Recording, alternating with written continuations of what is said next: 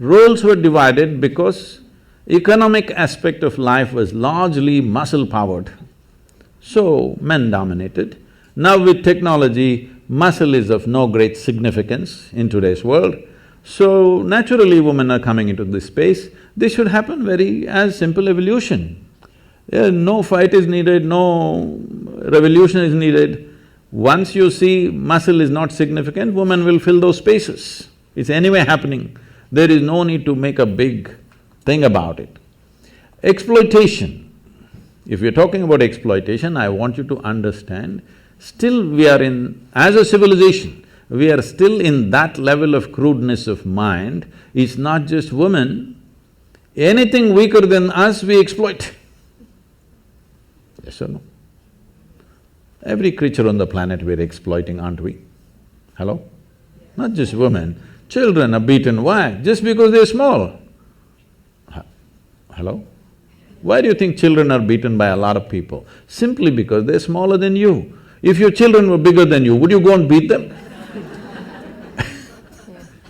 So, exploitative nature of who we are exists in all aspects of life.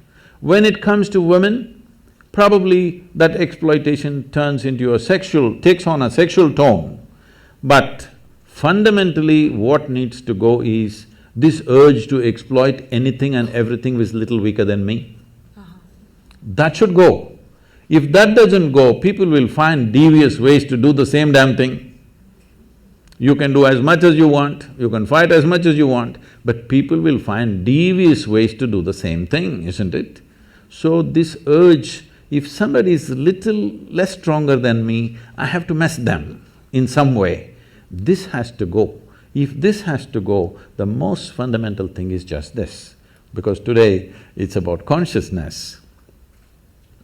What consciousness means is, see, you have a body. Your body is just a heap of food that you've gathered over a period of time, yes? What was soil became food, what was food became flesh and blood, here we are. Most people don't get this till you bury them. If you get it now, you can transform your life. Otherwise, one day anyway we'll get it from the maggots, but that's late. So what you accumulate can be yours, cannot be you, isn't it? Hello? Whatever we accumulate, we can say this belongs to me. You cannot say it's me, isn't it? So similarly, whatever the content of your mind is also accumulated from the impressions that we have taken in. So this is also an accumulation, this is also an accumulation. These things are two basic faculties we have. Right now, unfortunately, we are so barely identified with these two things that we can't use them as we should, but they are the source of a lot of mess in the world.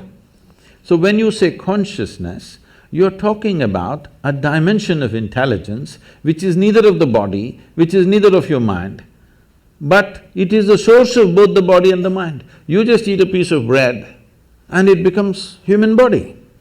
Hello? Happening, right? If I take a piece of bread in my hands right here and turn it into a human body, who would you think I am? Huh? Magician? Did you see a magician making a baby?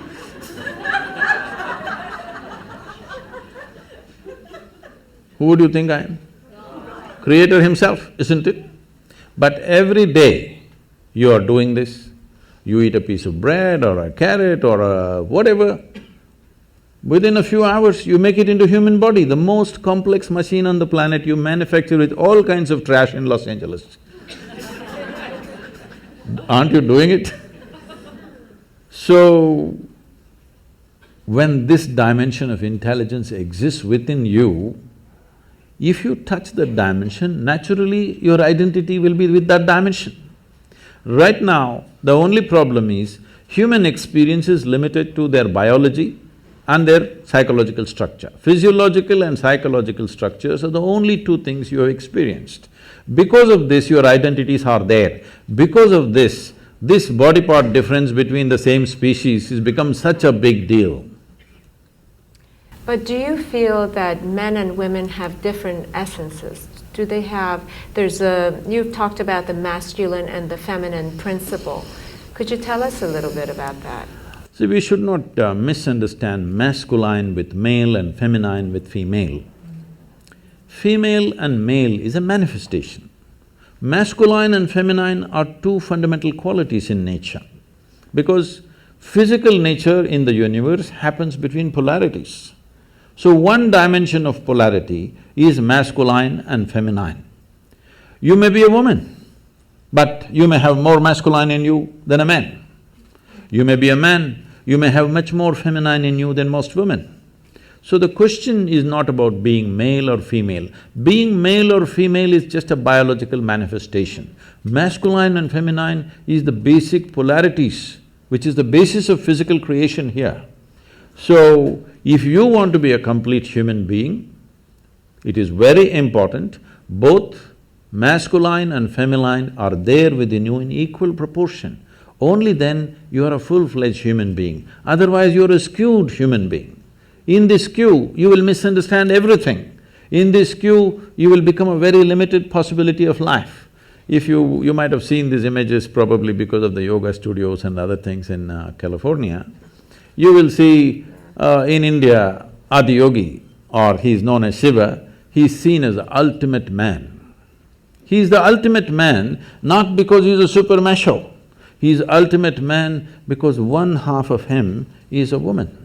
Have you seen these images?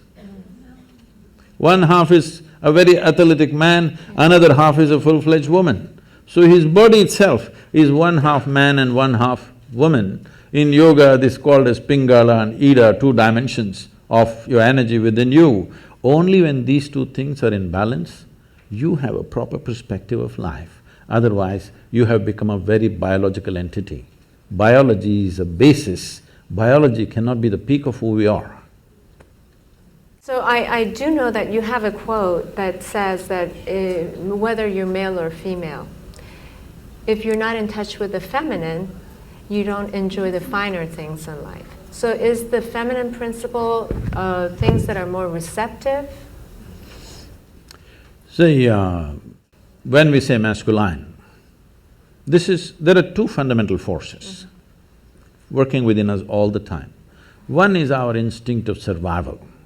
We want to survive. We can take survival to different levels, but essentially the instinct of survival is this one wants to, this limited entity wants to survive and do well. This instinct is there in all of us, it's there in every creature in the world. Another dimension is, there is something within you which always wants to expand. When you are in a survival mode, you want to build walls around yourself. Boundaries are important.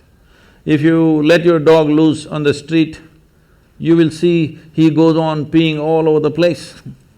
Not because he has some urinary problem, I'm sorry, I'm not able to look at you. Not because he has some urinary problem, he is building his pea kingdom. He's setting his boundaries. It's a natural instinct. He is trying to set his own boundary all the time. This is survival instinct in all of us, that we want to build a wall, protection, self-preservation. But there's another dimension which wants to expand. If you don't empower that, if you just empower only your instinct of survival, then you will build a wall of self-preservation, and after some time you realize walls of self-preservation are also of self-imprisonment after some time. Yes? If you build a wall today you see an enemy outside and you build a wall. Tomorrow you are in your own prison. Somebody else put you into prison, that's bad. But you yourself put you into a prison, that's horror. Yes? So the instinct of self-preservation has to be consciously balanced, otherwise we'll end up building walls and walls. Oh, I'm in California. This is so funny.